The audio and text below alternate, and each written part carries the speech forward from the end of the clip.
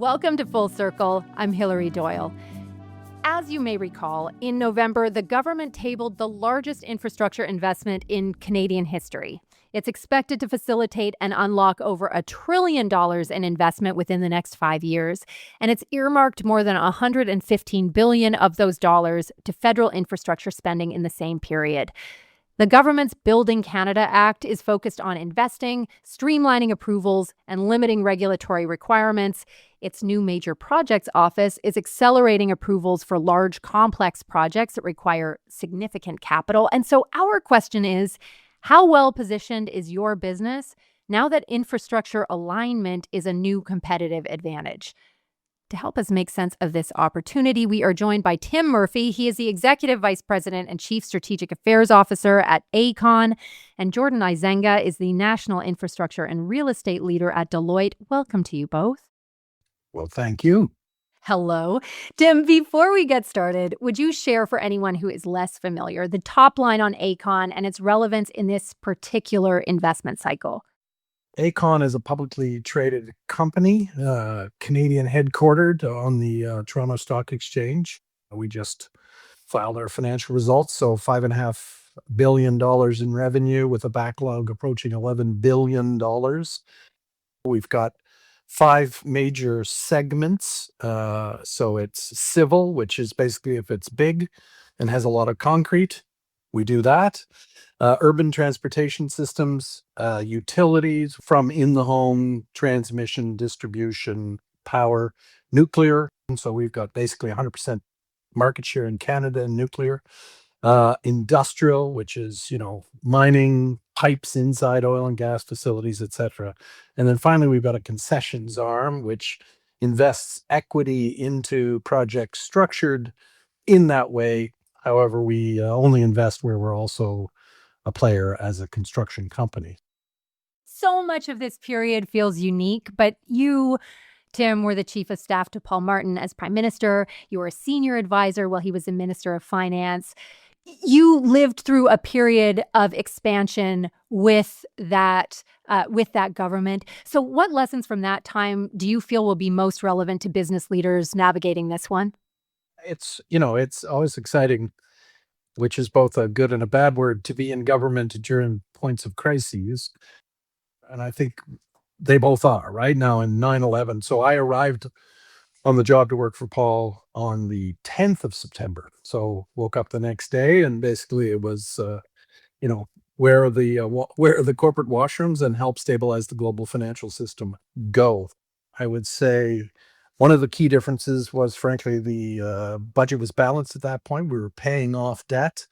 And so the fiscal room for activity was significant without placing a lot of inflationary or other kinds of pressure on the fiscal situation for the Canadian government. Secondly, I think obviously a lot of uncertainty initially, whether it was a short-term or a long-term disruption. And it ended up being a short-term disruption measured in weeks.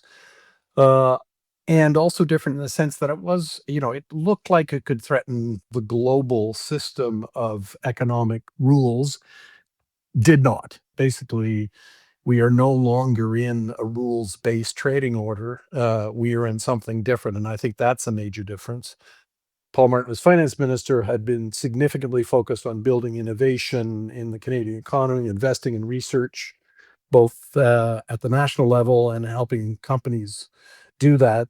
Basically, once 9/11 happened, the joke was all of the memorandum to cabinet that were drafted for the innovation agenda just got the front page ripped off, and one that had titled security got put on it. But there was significant investment in things like, airports, border security, the Canadian Air Traffic Security Agency, etc. We're still living in that security environment by and large. But it was not a dislocation of the kind we're facing now, where I think the investment in infrastructure is driven in a bunch of categories that are significant, that at scale and size just different. In terms of just this effort for ease, we can talk about the Major Projects Office. Obviously, it was built to establish a single point of contact, single set of conditions to streamline and hopefully speed approvals. How, Jordan, do you think business should be looking to leverage the MPO to greatest effect at the moment? It's a good question. I think the honest answer first is we're all kind of trying to figure out the full remit of the MPO. They're in their very early innings and they're run off their feet.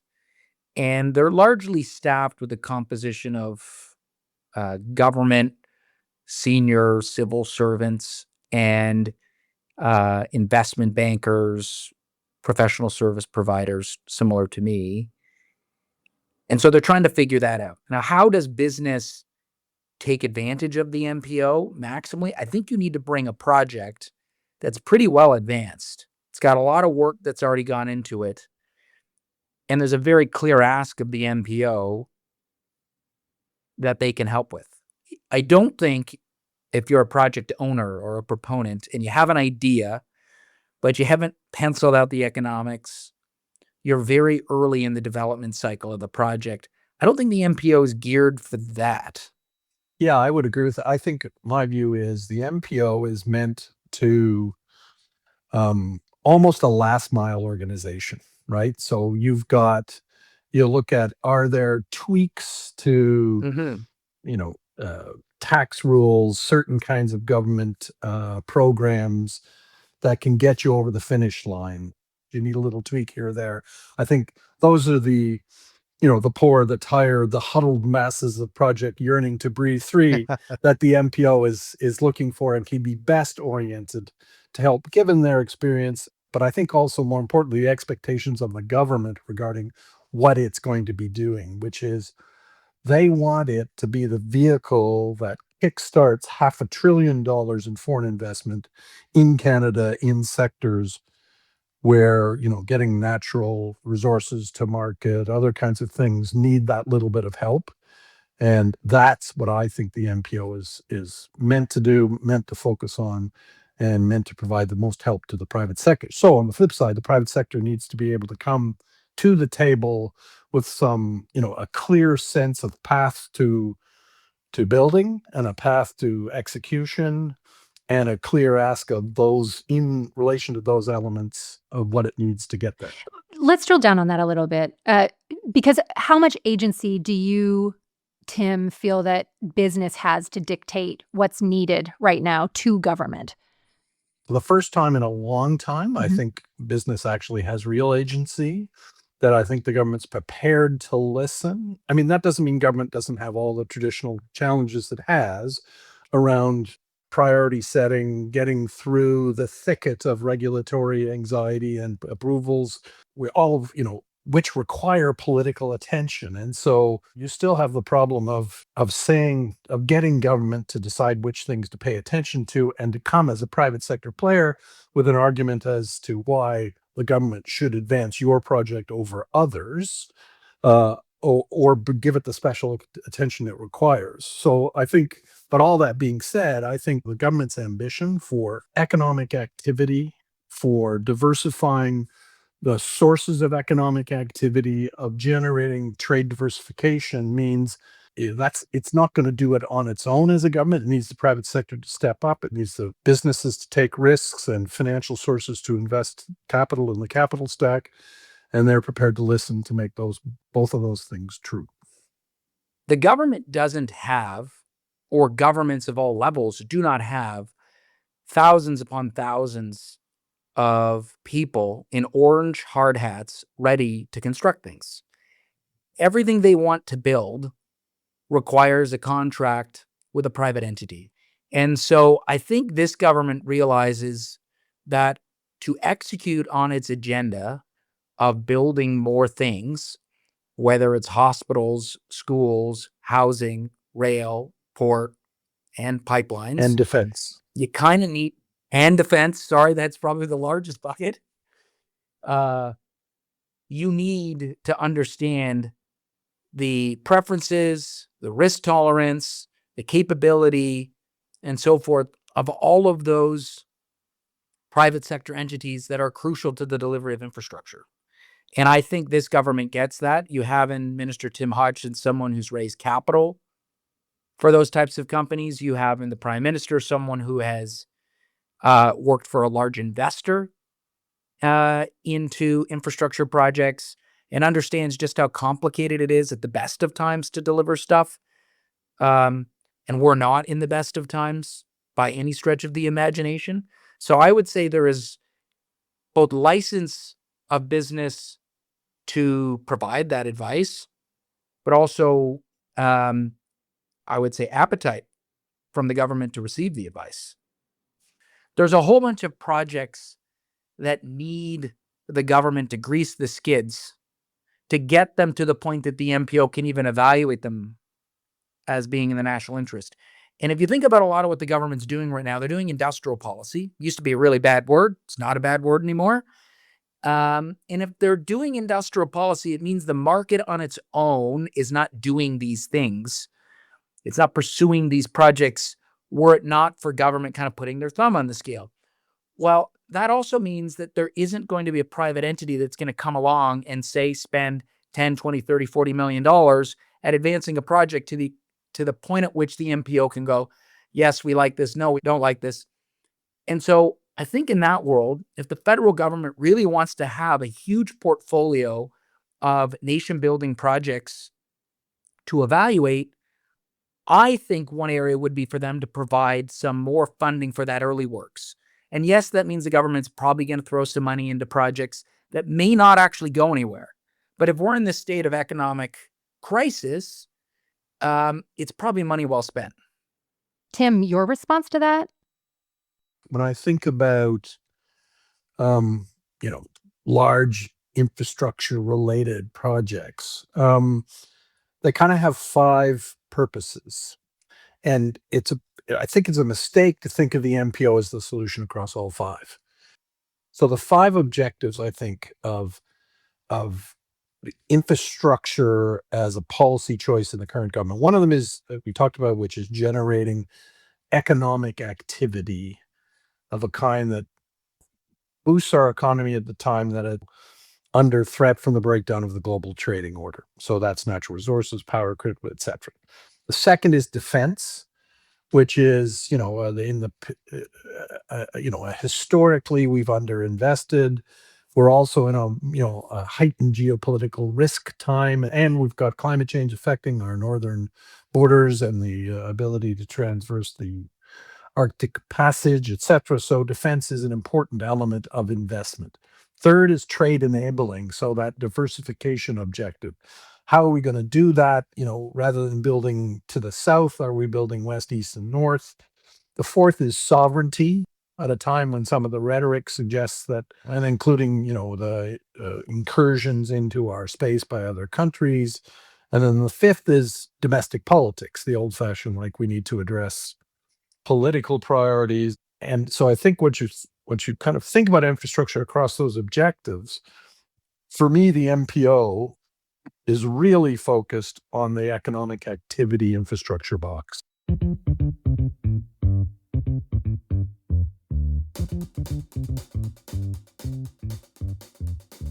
What or where is the larger coordinating body for business here? This is a lot of disparate mandates and stages to be landing under one oversight. The MPO is playing a role, but they're not really the coordinator for a larger, strategy. If you're trying to do something in the north, like an Arctic defense strategy, or even the Port of Churchill, it's not clear to me that a private sector entity, a municipality, a province is equipped to do that. Because if you think about, let's just take the Port of Churchill, for example, which has been in the news. You're talking about shipping something into a fairly small port that has not been used to the extent that it might in the future. You need to rehabilitate a railroad. You need to rehabilitate a port. You need to talk to shippers. You need to talk to buyers. So you ask yourself, who is the entity that's going to make all of that happen? And I don't know. It hasn't historically been defense, Tim. And I think that's where everyone's trying to figure out where does that sit? Where should business go to have that conversation to ensure that they're able to contribute to the construction, redevelopment of any of that sort of stuff? And I think that's sort of embedded a little bit in your comments, Tim, about that's where most of the money is coming, is defense. So you think to yourself, that's the right area to go if you're trying to build something and to justify a project. Makes sense to do that on defense grounds, but where exactly do you go, I guess, is the question. Correct. And to be fair to the government, I think there's much more clarity around the material and equipment part of the defense budget. So you've got this, you have a officially published defense industrial strategy with a defense procurement agency, and there seems, and so if I am, if I'm the ground penetrating radar supplier, I think I got a sense of where to go. I'm talking in particular in infrastructure context. I'm, moving dirt and pouring concrete. Where do I go if I want the government to help lead or achieve the objectives we've articulated? I agree with that. Jordan, you were talking about the hard hats, and Deloitte recently published a white paper projecting that the Building Canada Act will require a 1/3 increase in the construction workforce over the next 5 years. Obviously, that does not account for the fact that 1 in 5 construction workers are expected to retire in the next decade. Is there a precedent for a solution here?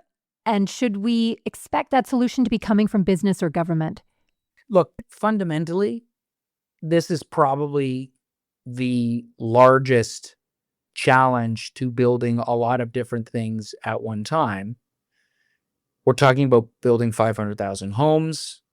We're doing huge upgrades to our distribution system, ultimately to take advantage of the electrification shift of our industry. We're going to diversify our trading routes. We're probably going to build in areas in the north where we don't have great views to sub-trades, the people that Tim would have to know, and you're not going to be able to build year-round. I don't think that there's an easy solution to this that doesn't involve a change sort of in two areas. One, obviously, is we're going to have to figure this out from an immigration perspective again. I don't think the current status quo is intended to be status quo forever, where we've seen a bit of a retrenchment in immigration levels compared to the last several years.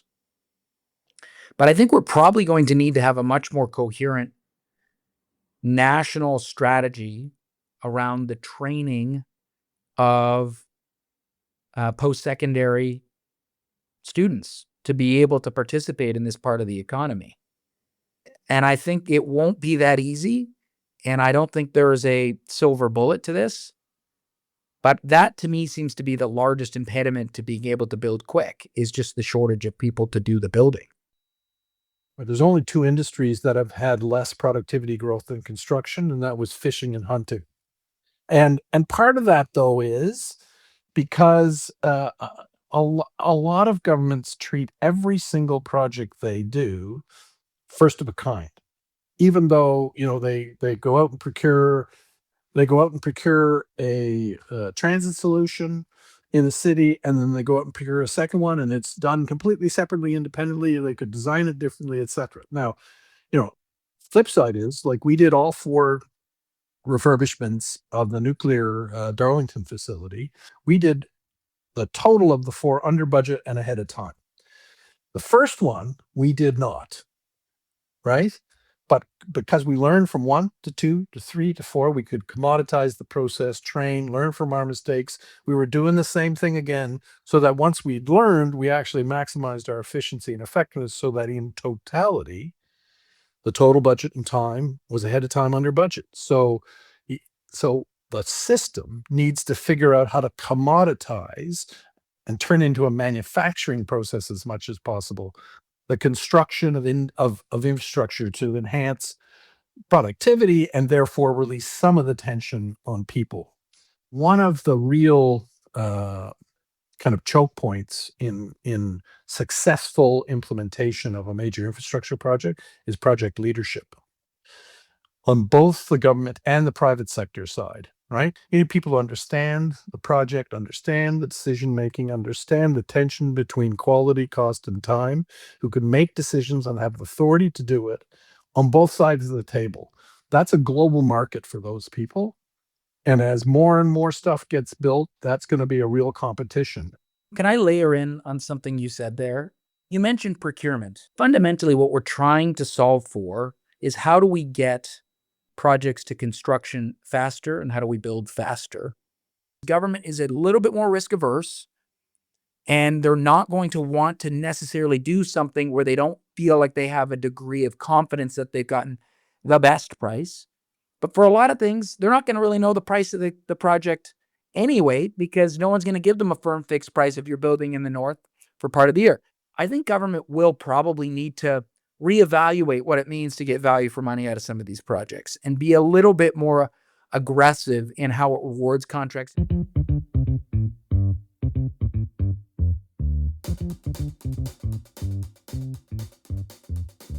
Given this current ecosystem, given the changes underway, what are 1 to 3 things that leaders should lock in at the earliest stages, the conceptual stage of a project, to ensure it can move quickly once it's approved?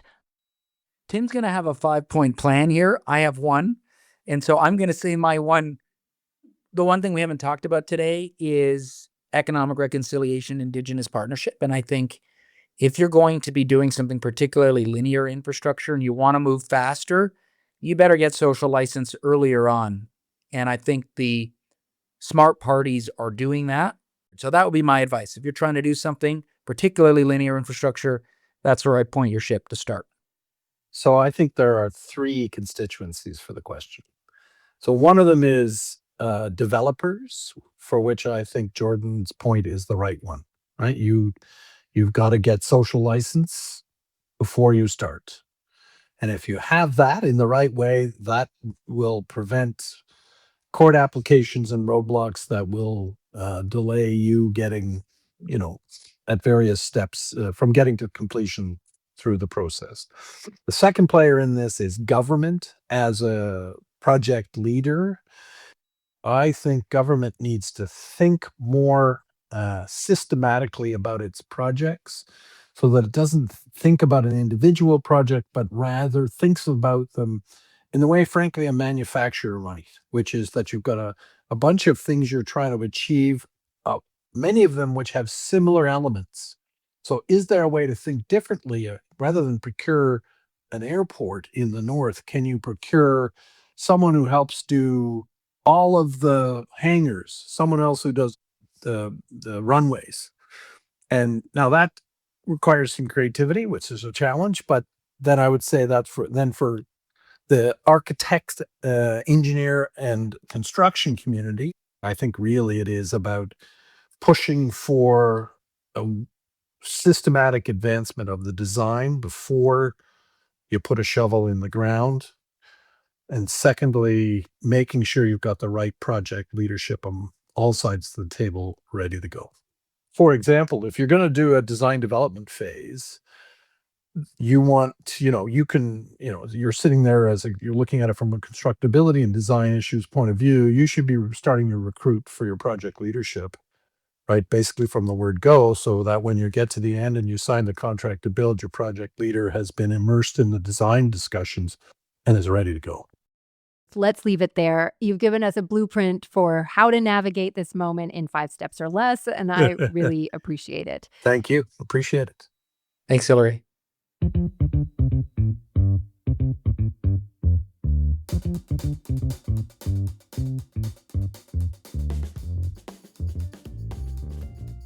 In an early discussion about resilience in business, Tim said, pull out the COVID manual and now call it the Disruption of Global Trading Order manual. The pandemic forced speed and adaptability onto business, and so business has done this before and recently. And to Jordan's point, while you would certainly not call this a golden age, with a government that's ready to spend, Canadian business is positioned for real legacy building. And so, to speak Tim's language, here is a 3-point playbook. 1, forge deep and honest alliances with stakeholders at every level, in particular your prospective Indigenous partners. 2, remember that practice makes repeatable, so learn laterally, learn practically, and really work to streamline your processes at every stage. And finally, ensure that your project leaders stay close to the design. These are all markers of organizations that will respond to and ultimately direct this trillion-dollar moment. Thanks again to Tim Murphy and Jordan Eizenga. Thanks, as always, to you for listening. You can reach us anytime at circleback@deloitte.ca. We love to hear from you. And please follow us wherever you get your podcasts. Until next time.